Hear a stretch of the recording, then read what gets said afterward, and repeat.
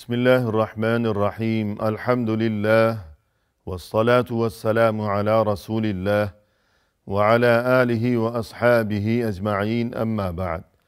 ناظرین کرام السلام علیکم ورحمۃ اللہ وبرکاتہ۔ شرح الادب المفرد کے عنوان سے اس پروگرام کے ہمراہ ہم آپ کی خدمت میں حاضر ہیں۔ آج کی اس ملاقات میں ہم آغاز کر رہے ہیں امام بخاری رحمہ اللہ کی یہ کتاب کہ جس کا نام ہے الادب المفرد۔ اس کتاب میں یہ باب کہ جس کا نمبر ہے 217، اس باب کا عنوان قائم فرمایا ہے امام بخاری رحمہ اللہ نے، فرمایا کہ باب الرفق، یعنی نرم مزاج ہونا۔ انسان کے لیے یہ بات انتہائی ضروری ہے، اور بالخصوص دین اسلام میں انسان کو نہایت سختی کے ساتھ اس چیز کی تاکید و تلقین کی گئی ہے کہ انسان بے جا سختی سے اور شدت سے ہمیشہ اجتناب کیا کرے، اور یہ کہ نرم مزاجی کو اختیار کیا جائے کہ ہر معاملے میں، زندگی کے ہر موڑ پر،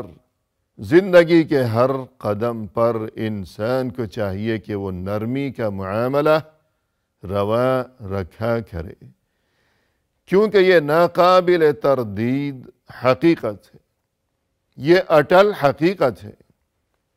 کہ جس معاملے میں بھی نرمی برتی جائے گی تو پھر وہاں یقینی طور پر خوشگوار نتائج ہی برآمد ہوں گے، اور جہاں بے جا سختی برتی جائے گی، بلا وجہ جہاں شدت سے کام لیا جائے گا اور سختی کا مظاہرہ کیا جائے گا تو وہاں نتائج ہمیشہ خراب ہی ظاہر ہوا کریں گے، وہاں خرابی ہوگی، وہاں بربادی ہوگی، اور یہ کہ وہ معاملہ سلجھنے کی بجائے مزید پیچیدہ ہو جائے گا، سلجھنے کی بجائے وہ مزید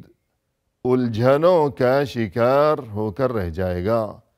معاملے کا حل نکلنے کی بجائے مزید وہاں نئی نئی پریشانیاں جنم لیں گی۔ لہذا جہاں تک ممکن ہو سکے انسان کو چاہیے کہ وہ ہر معاملے کو نرمی سے حل کرنے کی مکمل اور مخلصانہ کوشش کیا کرے، اپنے مزاج میں، اپنی رفتار و گفتار میں، اور یہ کہ اپنی نشست و برخاست میں، اپنے اعمال میں، اپنے طور طریقوں میں، اور دوسروں کے ساتھ اپنے رویہ و سلوک کے معاملے میں، غرض ہے کہ زندگی کے ہر شعبے میں انسان کو چاہیے کہ وہ سختی سے گریز کیا کرے اور نرمی کو اختیار کیا کرے ہمیشہ۔ ہمارے سامنے یہ حدیث ہے کہ جس کا نمبر ہے 462، فرمایا کہ عن عائشة رضی اللہ عنہا قالت، ام المؤمنین حضرت عائشہ صدیقہ رضی اللہ عنہا نے فرمایا، دخل رہط من اليہود علی رسول اللہ صلی اللہ علیہ وسلم۔ ایک بار یہ صورتحال پیش آئی کہ یہود میں سے کچھ لوگ رسول اللہ صلی اللہ علیہ وسلم کی خدمت میں حاضر ہوئے۔ کچھ لوگ، رہط کا لفظ استعمال کیا گیا کہ دخل رہط من الیہود۔ عربی لغت میں رہط ان لوگوں کو کہا جاتا ہے یا اس گروہ کو یا لوگوں کا وہ مجموعہ کہ جن کی تعداد 10 سے کم ہو، ان کے لیے رہط کا لفظ استعمال کیا جاتا ہے۔ تو یوں کچھ یہودی کہ جن کی تعداد 10 سے کم تھی، وہ رسول اللہ صلی اللہ علیہ وسلم کی خدمت میں پہنچے، فقالوا، اور تب اس موقع پر انہوں نے یوں کہا کہ السلام علیکم، السلام علیکم کہا، یعنی گویا کہ وہ یوں کہہ رہے ہوں کہ السلام علیکم، کہ جس طرح یہ تعلیم دی گئی ہے کہ ایک دوسرے سے ملاقات کے موقع پر یوں کہا جاتا ہے کہ السلام علیکم، جو کہ دعا ہے، مخاطب کے لیے دعا ہے، مخاطب کی طرف سے مخاطب کے لیے دعا ہے کہ میری طرف سے آپ کے لیے یہ دعا، آپ کے لیے سلامتی کی یہ طلب اور یہ آرزو، اس آرزو کا اور اس جذبہ خیر سگالی کا اور آپ کے لیے اس خیر خواہی کا اظہار مقصود ہے کہ یوں میں کہہ رہا ہوں کہ السلام علیکم، آپ پر سلامتی ہو، کہ اللہ آپ کو ہمیشہ سلامتی کے ساتھ رکھے، ہر شر سے محفوظ رکھے، یوں السلام علیکم یہ دعا ہے، دعا دینا مقصود ہے، اور یہ کہ نیک تمناؤں کا اظہار مقصود ہے۔ مزید یہ کہ السلام تو اللہ کا نام بھی ہے، اللہ کے جو بہت سے اچھے اچھے نام ہیں، اسماء حسنی، تو ان میں سے ایک نام یہ بھی ہے کہ السلام هو اللہ الذی لا الہ الا ہو الملک القدوس السلام المؤمن المہیمن۔ تو السلام اللہ کا نام ہے کہ بوقت ملاقات اگر اللہ کا نام لیا جا رہا ہے تو گویا یہ چیز خیر و برکت کا ذریعہ اور وسیلہ ہے۔ مزید یہ کہ جنت کا ایک نام یہ بھی ہے کہ دار السلام، سلامتی کی جگہ۔ فرمایا قرآن کریم میں کہ واللہ یدعو الی دار السلام، اللہ تمہیں بلا رہا ہے جنت کی جانب، دار السلام کی جانب،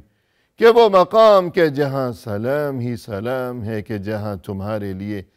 ہمیشہ باقی رہنے والی سلامتی ہے۔ اللہ تمہیں اس مقام یعنی اس جنت کی جانب دعوت دے رہا ہے کہ چلے آؤ،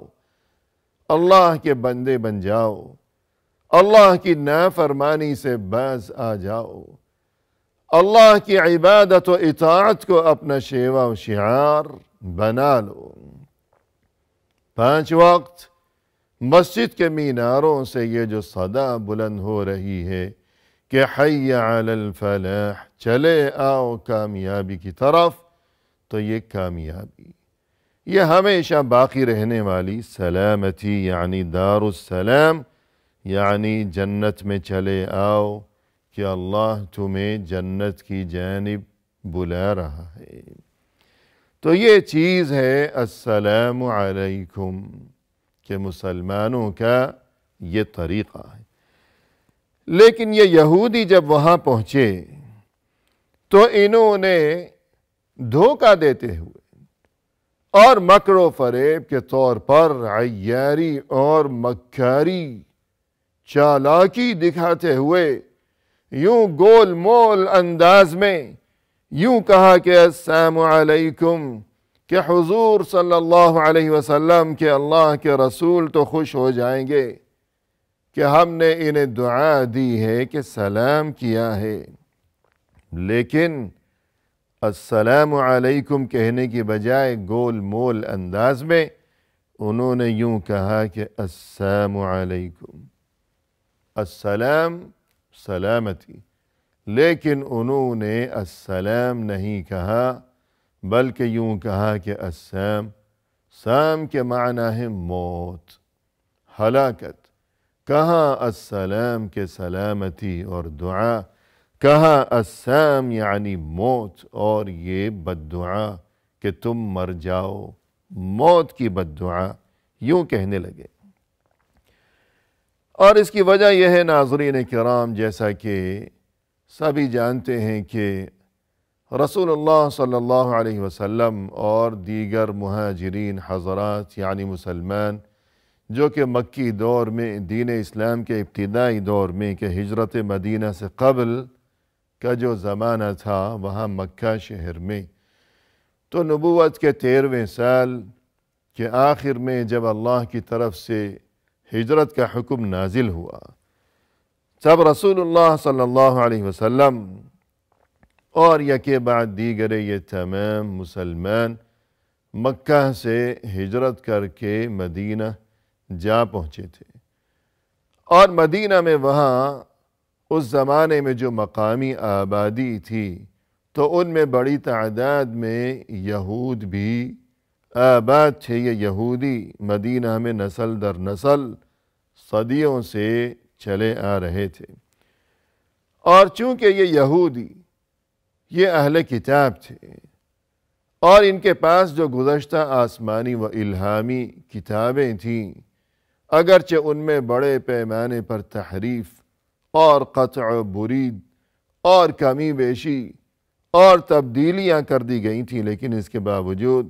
جو کچھ ان میں ان کتابوں میں جو حق باتیں باقی تھیں تو انہیں پڑھنے کی وجہ سے انہیں اس بات کا، یعنی یہود مدینہ کو اس بات کا بخوبی علم تھا کہ ایک نبی آخر الزمان آنے والے ہیں،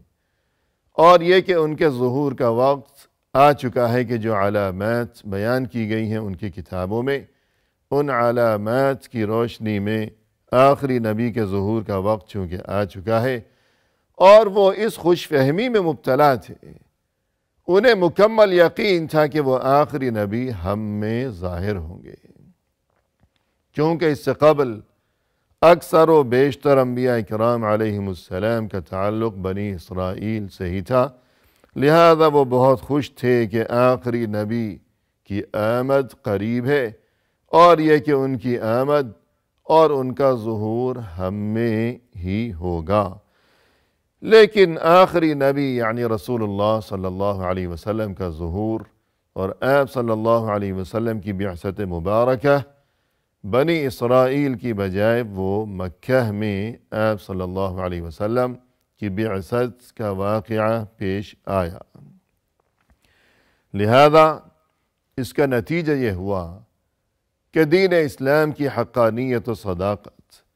رسول اللہ صلی اللہ علیہ وسلم کی حقانیت و صداقت کو خوب جاننے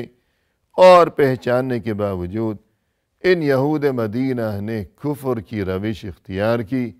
اور یہ کہ انکار کیا آپ صلی اللہ علیہ وسلم کی بعثت و رسالت کا، اس حسد کی وجہ سے کہ ہمارے بجائے، ہم میں ظاہر ہونے کی بجائے آپ صلی اللہ علیہ وسلم دوسری قوم میں ان کا ظہور اور ان کی بعثت کیوں ہو گئی، عربوں میں کیوں ان کی تشریف آوری ہو گئی، محض حسد کی وجہ سے۔ جیسا کہ قرآن کریم میں فرمایا کہ وَدَّ كَثِيرٌ مِّنْ أَهْلِ الْكِتَابِ لَوْ يَرُدُّونَكُم مِّن بَعْدِ إِيمَانِكُمْ كُفَّارًا حَسَدًا مِّنْ عِنْدِ أَنفُسِهِم مِّن بَعْدِ مَا تَبَيَّنَ لَهُمُ الْحَقُّ، یہ اہل کتاب یہ حق کو خوب پہچانتے ہیں، لیکن اس کے باوجود محض حسد کی وجہ سے نہ صرف یہ کہ انہوں نے انکار کیا اور کفر کا راستہ اختیار کیا، بلکہ یہ چاہتے ہیں کہ وہ لوگ جو کہ راہ حق پر ہیں انہیں بھی یہ کسی طرح راہ حق سے برگشتہ و منحرف کر دیں، گمراہ کر ڈالیں۔ الغرض اس حسد کی وجہ سے یہود مدینہ کے دلوں میں یہ آتش سوزاں شعلہ زن تھی، کہ دلوں میں یہ شعلے حسد کی وجہ سے۔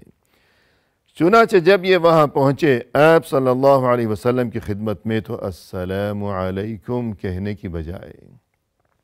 گول مول انداز میں، دبی آواز میں یوں کہا کہ السلام علیکم، یعنی آپ پر موت طاری ہو جائے، آپ مر جائیں، نعوذ باللہ نعوذ باللہ۔ رسول اللہ صلی اللہ علیہ وسلم کو مخاطب کرتے ہوئے یوں کہا۔ قالت عائشہ رضی اللہ عنہا فرماتی ہیں ففہمتها، میں سمجھ گئی کہ یہ کیا مکاری دکھا رہے ہیں، یہ لوگ ظاہر کچھ کر رہے ہیں لیکن پست آواز میں انہوں نے کیا کہا ہے میں سمجھ گئی۔ فقلت، تب میں یوں کہنے لگی انہیں کہ علیکم السام واللعنہ، کہ ارے تم پر موت طاری ہو جائے اور تم پر اللہ کی لعنت ہو جائے، یوں جواب دیا۔ قالت، یہ فرماتی ہیں کہ فقال رسول اللہ صلی اللہ علیہ وسلم، کہ میری یہ بات سن کر اور رسول اللہ صلی اللہ علیہ وسلم نے یوں فرمایا کہ مہلاً یا عائشہ، صبر سے کام لو اے عائشہ، ان اللہ یحب الرفق فی الامر کلہ، اس لیے کہ یقیناً اللہ تو ہر معاملے میں ہی نرمی کو بہت زیادہ پسند فرماتا ہے۔ فقلت یا رسول اللہ اولم تسمع ما قالوا، میں نے عرض کیا کہ اے اللہ کے رسول، کیا آپ نے نہیں سنا کہ انہوں نے آپ کو کیا بات کہی ہے؟ یعنی یہ فرماتی ہے کہ میں سمجھی کہ شاید رسول اللہ صلی اللہ علیہ وسلم نے ان یہود کی بات سنی نہیں ہے، انہیں معلوم نہیں ہو سکا کہ یہ کیا کہہ رہے ہیں۔ قال رسول اللہ صلی اللہ علیہ وسلم، تب آپ صلی اللہ علیہ وسلم نے فرمایا کہ قد قلت وعلیکم، میں ان کی بات کو میں نے سنا بھی ہے اور خوب سمجھا بھی ہے، اور میں نے جواب بھی تو دے دیا ہے کہ میں نے یوں جواب دیا کہ وعلیکم، کہ تم پر بھی وہی ہو، کہ انہوں نے مجھے بددعا دی کہ السلام علیکم، کہ آپ پر موت مسلط ہو جائے، تو میں نے جواب دے دیا ہے کہ وعلیکم، کہ تم پر بھی، یعنی جو کچھ تم نے مجھے کہا وہی میں نے جواب دے دیا۔ لہذا فوری طور پر مشتعل ہونے کی بجائے اور جذباتی کیفیت کا شکار ہو جانے کی بجائے اور سختی کا راستہ اپنانے کی بجائے انسان کو چاہیے کہ جہاں تک بن پڑے، جہاں تک ممکن ہو سکے، ہر فتنے کو، ہر معاملے کو، ہر خرابی کو نرمی کے ساتھ رفع دفع کرنے کی کوشش کی جائے اور ہر معاملے کو نرمی سے حل کرنے کی کوشش کی جائے۔ اسی کے ساتھ ناظرین کرام، ہم آپ سے اجازت کے طلبگار ہیں، اگرچہ اس حدیث میں ابھی مزید کچھ ایسی باتیں باقی ہیں کہ جن میں ہمارے لیے اہم ترین تعلیم ہے۔ الغرض یہ کہ آپ صلی اللہ علیہ وسلم نے یہاں بھی اس بات کی تعلیم دی کہ نرمی کو اپنایا جائے، اور یہی باب چل رہا ہے، یعنی نرمی کو اپنانا ہمیشہ۔ فی امان اللہ، وآخر دعوانا ان الحمد للہ رب العالمین۔